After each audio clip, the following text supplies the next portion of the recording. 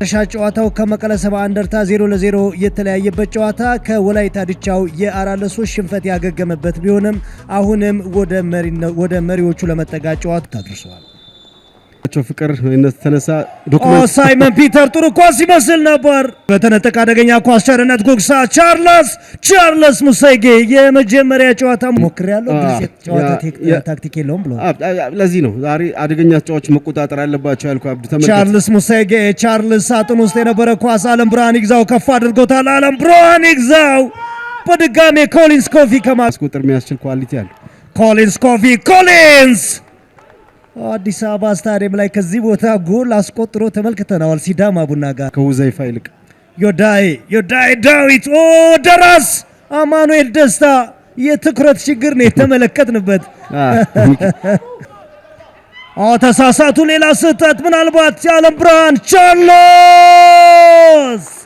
ቻርልስ ሙሴጌ መቻሎች ከሁለት ተከታታይ ድል አልባ ጉዞ የሚያወጣቸው ጎል በሚፈልጉበት ሰዓት የቀድሞ የድሬዳዋ ከተማ አጥቂ ቻርልስ ሙሴጌ አለው ብሏቸዋል። ሁለተኛ የውድድር ዘመን ጎል አስቆጥሯል። ጆርጅ ደስታ ኳሱን ለማዳን እድል አልነበረውም። ትልቁ ስራ የተሰራው ግን በአለም ብርሃን ይግዛው ነው። የዊንግ ባኮቹ አስፈላጊነት ጥያቄ አልነበረውም። አብዱ መሀል መከላከል ላይ የተወሰነ ፓኒክ ተመልክቻለሁ። ተመልከት በግራ ሳይድ አለም ብርሃን እንዴት አድርጎ እንደመጣ ቻርልስ ከሁለት ተከላካዮች ጀርባ ነው ያለው። ዮሐንስ እንዳለ ጥሩ ኳስ አለ ክሊር ያደረገው። መስፍን ዋሼን ተመልከት እዛው አጠገቡ ያለውን ኳስ ነው አለም ብርሃን ነጥቆት ለቻርልስ ሙሴጌ ያቀበለው። በጣም ደካማ ክሊራንስ ዮሐንስ እና መስፍን ዋሼ ዛሬ ወደ ሜዳ የገባው አብዱ በጣም ጥራት ላለው ቦል ሪቴንሽን ነበር። በቀላሉ ነው ኳሱን የተነጠቀው። ሙሴጌ ቀሪው ስራ ነው በሚገባ ነው የሰራው አብዱ። ለዚህ ሁሉ ጎል እንዳልከው የአለም ብርሃን የመጀመሪያው ኳስ መነሻ፣ ሁለተኛው ኳስ የተበላሸው ነጥቆ ነው ለቻርልስ ሙሴጌ ሰጠውና ጥሩ ጫና ፈጥሯል። አብዱ የንግድ ባንክ ተከላካዮች ስህተት እንዲሰሩ አስገበበ። ሳምሶን ቹቹ አደገኛ ኳስ ናትናኤል ዳንኤል ማል የሚመጡ ድሎች የሉም። ከመስመር የሚጣሉ ኳሶች የሉም። ሌላ ጥሩ አጋጣሚ ነበር ከሳጥኖች አዲስ ግዳይ ቢኖር ከሱ ውጭ ቀዳሚ ተጫዋች አልነበረም። የመጀመሪያውን አጥር አላለፈም የሳይመን ፒተር አራኒ ግን የዚህ አይነት አይመስልኝ። አሊዮን ዜናፊያን ከእንዳለ ዮሐንስ ጋር ግጭት ተፈጥሯል። አዲሱ መገርሳ አሊዮን ዜናፊያን ሳይመን ፒተር ጫና ፈጥሮ ኳስ ነጥቆ ሊሄድ ይችላል። ቢኒያም ካሳሁን ዳዊት ማሞ መጀመሪያ ሴፍ የሆነ መንገድ ነው የሚመርጡት። አሁንም ናትናኤል ዳንኤል ከማዘን የተሻገረውን ኳስ በቀጥታ በጭንቅላት አግኝቶት ነበር፣ ግን ኢላማውን መጠበቅ አልቻለም። ከ8 ጎል 4 ፍጹም ቅጣት ምት አይቆመ ኳስ። ቻርልስ ሙሴጌ ኮሊንስ ኮፊ ከዚህ የተሻለ ነገር ማድረግ ይኖርበት ይሆን? ያለው ታሪክ ጥሩ አይደል? ሌላ ሳጥን ውስጥ ትርምስ ነበረ። ማዘምት ቢኒያም ቅርቡን አንግል ለማጥቃት የሞከረው አንድም ጊዜ ብዙ ኦቨርላፕ እያደረገ አይደል? ተሳሳተ። ምናልባት አሊዮን ዜናፊያን ተሳሳተ። ግሩም ሀጎስ ግን ስህተቱን አርሞለታል። አዲሱ መገርሳ ግሩም ሳይመን ፒተር ሁለተኛ ኳስ የመጀመሪያውን ኳስ ግሩም ሀጎስ ተከላክሎት ነበር። ሁለተኛውን ኳስ ነው ሳይመን ፒተር የሞከረው። ዲሲፕሊን ቅድሚያ የሰጠ ይመስላል እንደምታይ። ናትናኤል ዳንኤል ጥሩ ኳስ ከሁዘይፋ ተቀበለ። ሳይመን ፒተር ሳይመን ምንድነው ያደረገው? ሳይመን ሁለት ተጫዋቾችን አስተኝቷቸዋል። በተኙበት ኳሱን እየተመለከቱ ነበር። አዲሱ መገርሳ ተነጠቀ።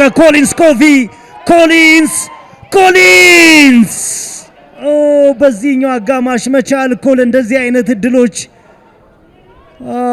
ብዙ ቅንጦት ላይ አልነበረም። አደገኛ የመከላከል ስተት ተስፋዬ መገርሳ በጣም አንግሉ ጠባብ ነው። ኮሊንስ ጫና ውስጥ ከቶታል። ለሁለተኛ ጊዜ አደገኛ ራይ ላይ ኳስ ነጥቆ ጎል ላይ ያስቆጥሩት ቀርቦ ነበር አብዱ።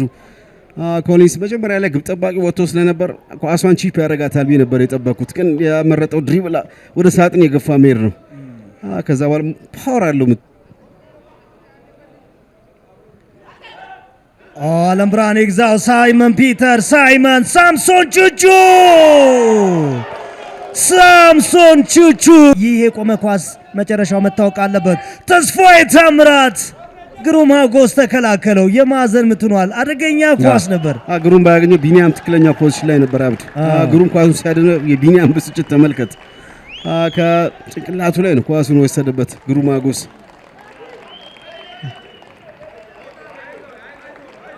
ተስፋዬ ታምራት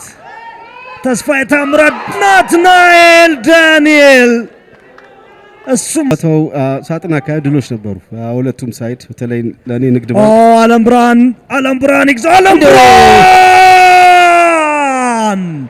ምን አይነት ጎል ነው! እየተቆረጠ እየተጠመዘዘ የሄደ አስቸጋሪ ኳስ ነበር። በዚህ መሃል ግን መቻል ቀሪ 8 ደቂቃዎችን ከጭንቀት ነፃ ሆኖ ይጫወት ዘንድ ዓለም ብርሃን ይግዛው እድል ፈጠረለት።